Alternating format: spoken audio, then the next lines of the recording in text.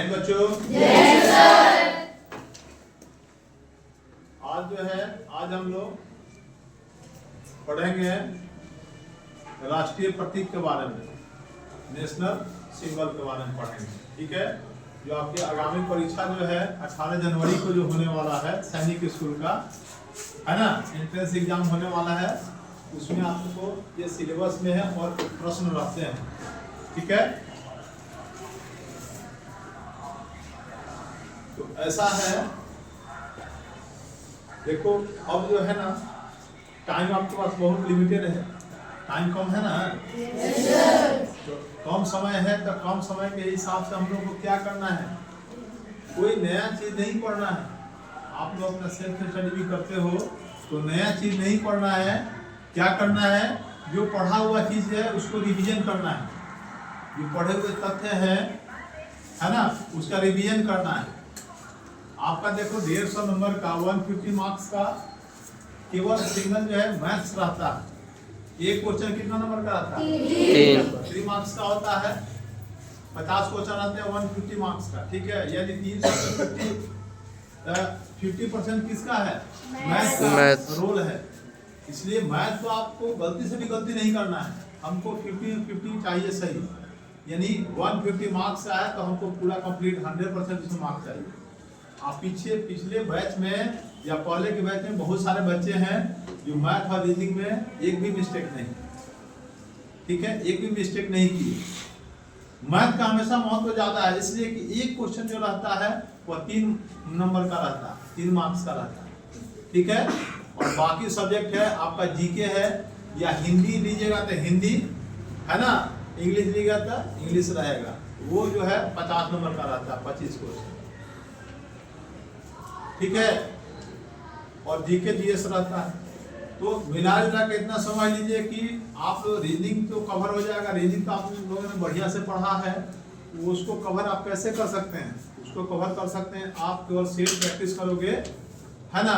जो set practice हो रहा है पर डे जो है कुछ रीजनिंग बनाइए, उससे आपका हो जाएगा पूरा लमसम जो आपका कंप्लीट है सिलेबस, है कि नहीं है? Yes sir. अब आपको करना क्या है, जीके है ना, जीके और आपको हिंदी या इंग्लिश जो सब्जेक्ट आप लिए हैं, जो लैंग्वेज लिए हैं, ठीक है, उस पर पूरा फोकस कीजिए। और मैथ आपका दिन में क्लास चल रहा है, शाम में ट्यूशन में क्लास चल रहा है, तो मैथ भी आपका बहुत बढ़िया चल रहा है, ये 3 विषय का। और रीजनिंग जो है आप सेट प्रैक्टिस कर रहे हैं, कुछ बना रहे हैं, तो उससे आपका क्लियर हो जाएगा। ठीक है, अभी हम लोग को जीके पे या हिंदी इंग्लिश पे ज़्यादा फोकस करना है। ठीक है, ताकि हम लोग का स्कोर जो है ना, आपका स्कोरिंग जो होगा मैथ में और रीजनिंग में होगा। मैथ रीजनिंग में आप टारगेट रखिए 200 मार्क्स हमको लाना है। ठीक है, हिंदी या इंग्लिश में हमको अच्छा स्कोर करना है, कुछ गलती होने का संभावना होता है, लैंग्वेज है। ठीक है, कुछ क्वेश्चन ऐसे होते हैं कभी ऐसे लाने के लिए, तो इंग्लिश और हिंदी में हमारा 25 से 25 सही करने वाले बहुत सारे स्टूडेंट हैं। ठीक है, जीके का कोई लिमिटेशन नहीं होता है। अब तो एनसीईआरटी बुक से पूछता है, कुछ क्वेश्चन डालता है जो कॉन्सेप्चुअल क्वेश्चन रहते हैं।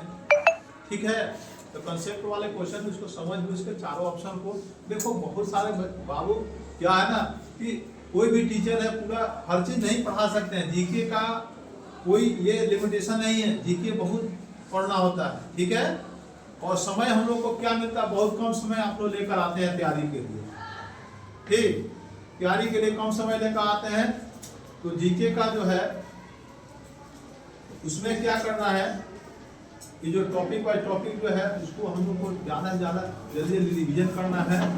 और उसमें कोई ये नहीं है कि आप पूरा 25 में 25 कर ही लीजिएगा, है ना। 25 में 25 या 20 प्लस 22 प्लस जो करते हैं जो बच्चे, वो कहीं ना कहीं अपना विवेक से करते हैं, यानी सब कुछ हम लोग नहीं पढ़ा सकते हैं। कुछ ऐसे क्वेश्चन आते हैं जो आउट ऑफ सिलेबस होते हैं, या कुछ ऐसा क्वेश्चन आ गया तो उसको कैसे बनाना है, एलिमिनेशन मेथड से। एलिमिनेशन मेथड जानते हैं ना आप लोग, ऑप्शन को छांट के बनाना है, ऑप्शन को छांटना है।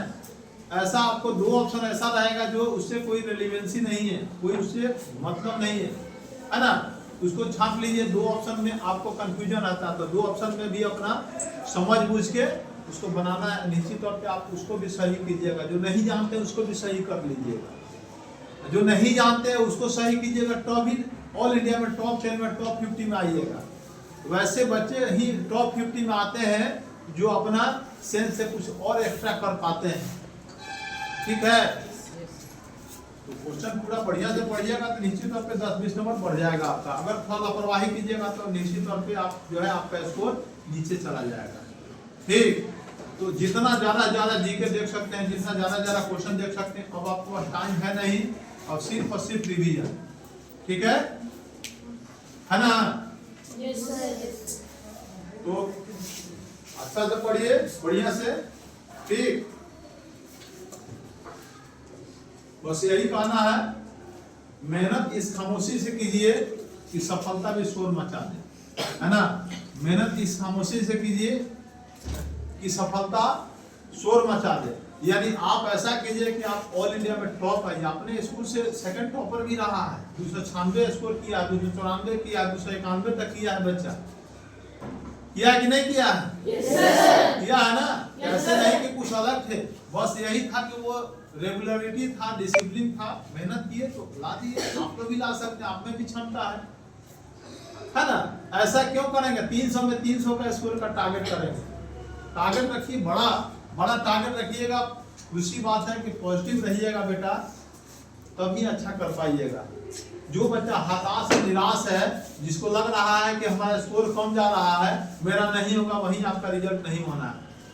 हम ऐसा देखे हुए हैं प्रोग्रेसिव क्लासेस कंसेप्ट स्कूल में, अपने स्कूल में विद्यालय में ऐसे बच्चों को देखे हैं जो 217, 220, 25, 30, 35, 37 यानी 240 प्लस शायद ही 1-2 बार आया। और वो बच्चा गोपालगंज में पढ़ रहे हैं, गोपालगंज में बच्चे का सैनिक स्कूल में पढ़ रहे हैं।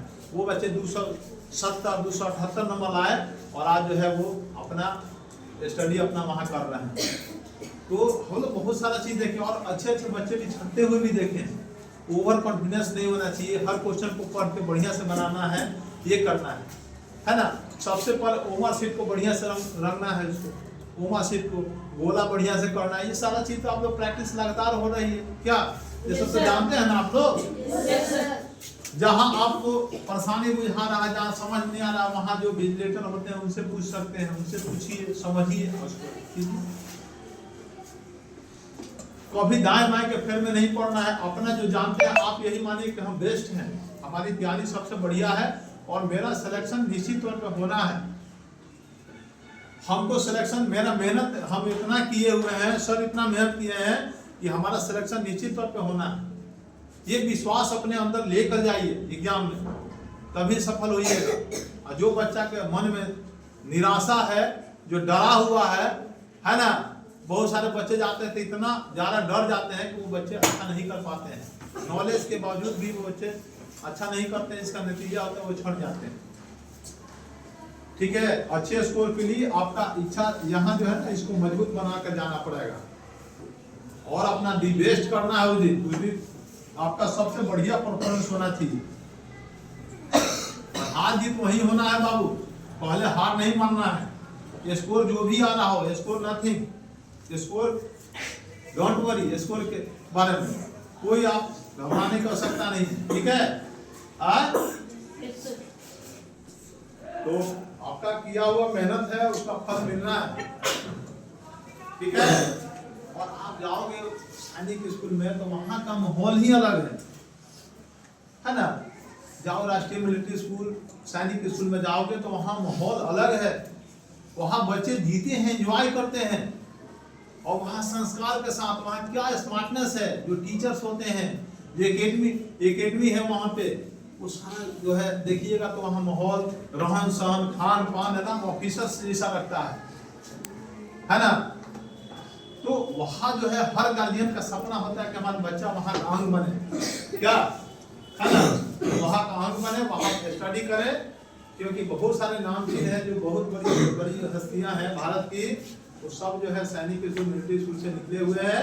कहीं ना कहीं देखो स्कूलिंग का फायदा मिलता है। अगर बढ़िया स्कूल में पढ़िएगा तो बढ़िया संस्कार मिलेगा, स्मार्टनेस होगा, कॉन्फिडेंस रहेगा, उस कॉन्फिडेंस से आप बहुत ऊंचाई तक जाइएगा, है कि नहीं? Yes, और नॉर्मल स्कूल में जाइएगा तो आपको माने वैसा माहौल नहीं मिलेगा, तो आप में क्षमता होकर भी आप नहीं क्षमतावान बन सकते हैं, आप बहुत अच्छा नहीं कर पाइएगा। ठीक है, और मेहनत का आपको फल मिलेगा। आप एक एक दो बजे रात तक पढ़ रहे हैं, आप लोग मेहनत कर रहे हैं, है ना, सुबह से रात तक जो है लगातार आप लोग पढ़ाई कर रहे हैं, मेहनत कर रहे हैं, तो उसका फल आप लोग को मिलना है। ठीक है, विश्वास करें ना, सब रिजल्ट दोगे।